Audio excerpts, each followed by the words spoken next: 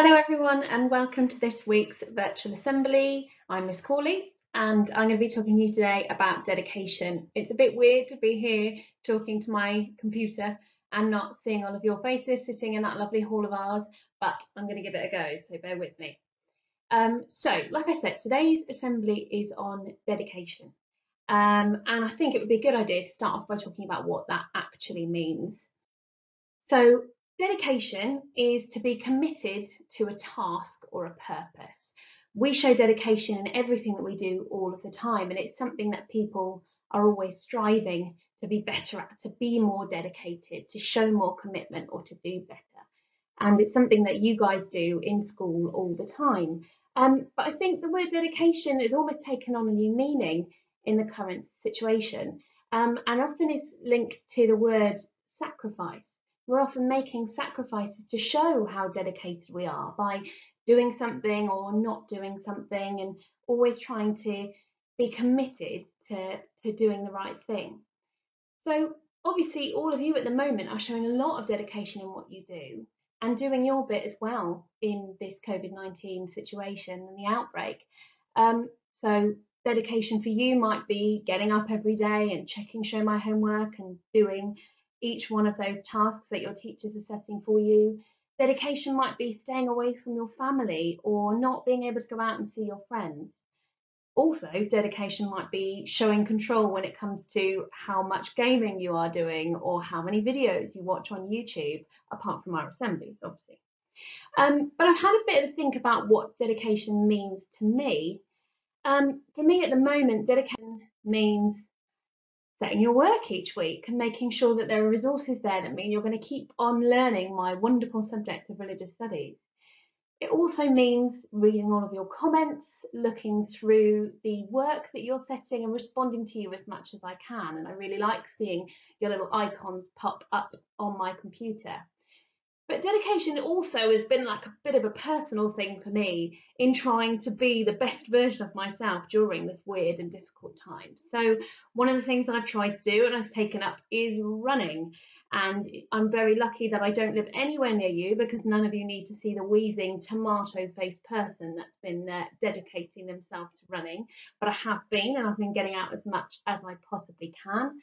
I've also been trying to show dedication in what I am eating. So I've been saying no and putting down the 74th cookie of the day and trying to be healthy and eat a little bit more fruit. So that's another way that I've been showing dedication. But like all of you guys as well, a big part of dedication for me at the moment is staying home and not getting to see my lovely family. And for me, this has been hard because I've got two beautiful nieces that I've not been able to see. One of them, this is her, is Antonia. She's 2 years old and lives in Oxfordshire, so I don't get to see her at the moment.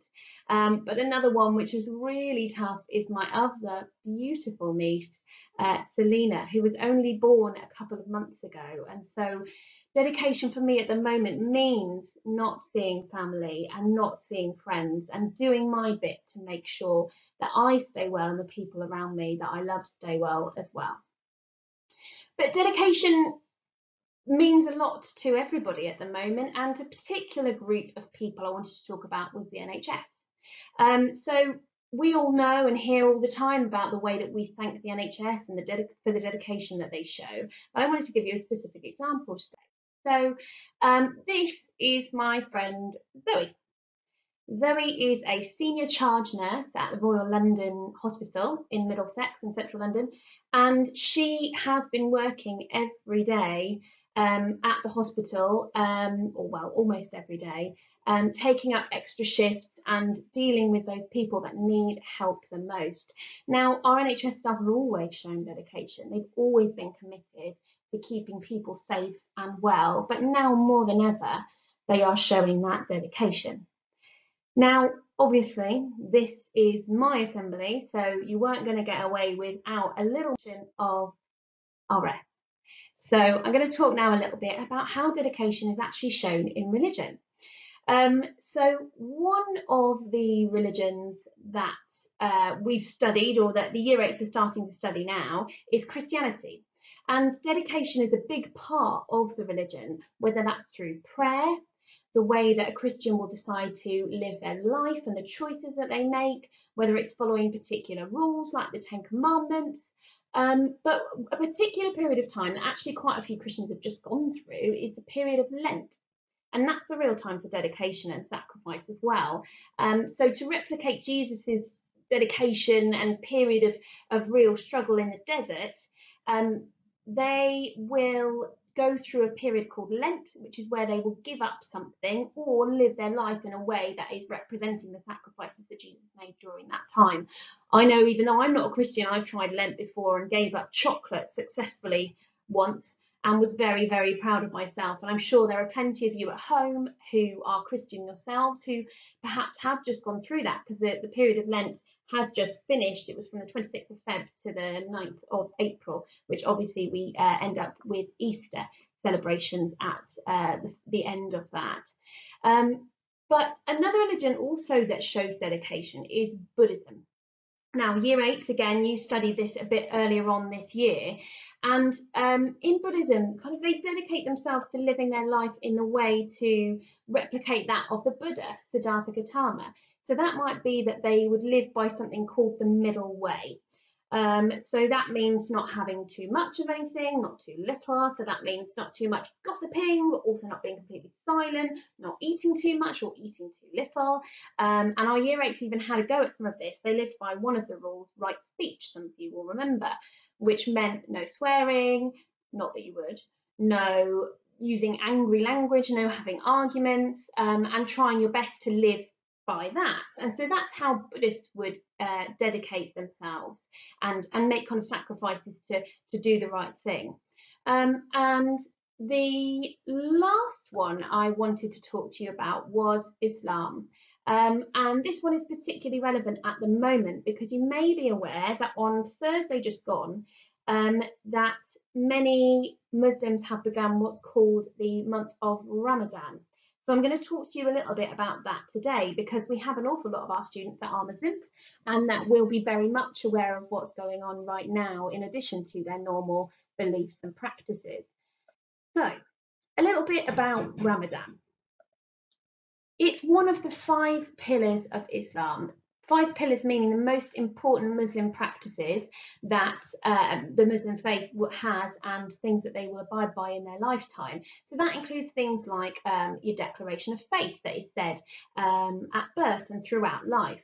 It's the daily prayers, that might be the 5 prayers that take place each day, charitable giving, fasting, which we'll talk about in a moment, and then Hajj, which is their pilgrimage to the holy city of Mecca. Now, you'll probably be aware that the month of Ramadan means that Muslims around the world will stop themselves from eating or drinking during the hours of daylight. So from when the sun rises in the morning until it sets in the evening, they will not have a sip of water or a bite to eat, nothing at all. And it's the ultimate way that a Muslim shows dedication. But it's also a real time for Muslims to reflect on their lives and what's important to them, and also an opportunity for them to pray and to meditate upon, like I said, the things that are important to them.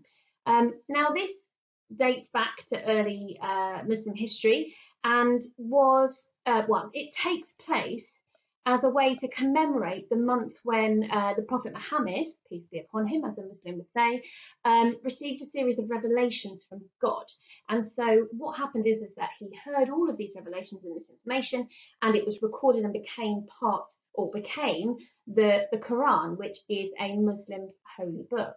And so obviously is a really, really important period of time in their calendar. And so Muslims will choose to demonstrate a similar level of dedication by fasting for the period of a month.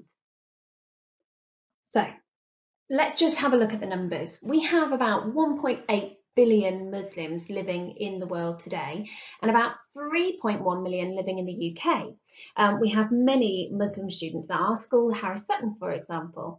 Now, obviously, Ramadan is offering up a whole new range of difficulties at the moment, given the situation with the coronavirus. And what's really difficult for Muslims living around the world and in the UK is that often Ramadan is a time of people getting together, being with family, and celebrating the dedication that they're showing.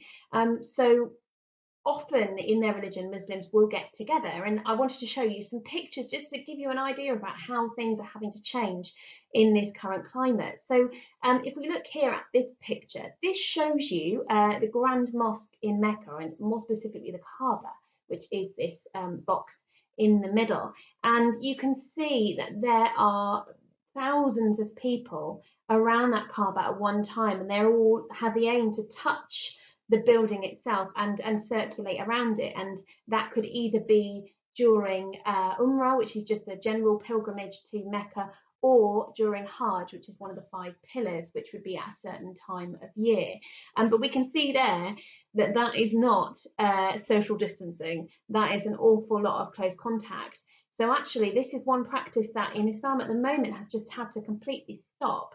And if we look at this picture here, that is the same place. It shows you the same building, the same part of the Grand Mosque in Mecca in Saudi Arabia, but under new measures. So actually, the city of Mecca has banned all foreign pilgrims from visiting at the moment because of what is going on and for the safety of the Muslims around the world. So it's a really, really difficult time for those that are wanting to get together. But many Muslims are finding new and innovative ways to make sure that they can still feel part of a community and be with their wider family during Ramadan, for example. So that might be in worshipping in the home rather than attending the mosque, and having their iftars, which are their kind of breaking their fast family meals, just in their homes, but having friends and family there through video link. But it does mean that it's a pretty difficult time and not the usual big celebration that Muslims might be used to. And it's not just in Islam that we're seeing these restrictions and these difficulties. So for example, obviously I talked before about how we've just had Easter, and so for Christians often, and particularly in the Roman Catholic denomination of Christianity, many Christians would choose to go to Vatican City, which is where the Pope lives. It's in Italy, in Rome. And usually thousands of people would congregate in St. Peter's Square, which is just outside St. Peter's Basilica, and where the Pope lives next door. And as you can see here, what the Pope actually did this year is he broadcast via live video link his Easter prayers, so that then everyone around the world would still be able to see his prayers, but without having to leave their homes or to visit Vatican City, all in the name of safety and, yes, that word again, dedication. So that kind of brings us to the end of today's virtual assembly. So I just wanted to finish off by sort of saying thank you for listening, and for keeping doing what you are doing. So obviously I just hope that you all stay safe, stay happy, stay dedicated, keep on checking those bits of work, keep trying to stay off those awful games, and stay motivated, keeping yourself doing everything that you possibly can to get the best out of this situation. And lastly, just to say to any of our students and families that are celebrating or committing themselves to Ramadan at the moment, I just wanted to say Ramadan Mubarak to you all. Thanks so much. Bye.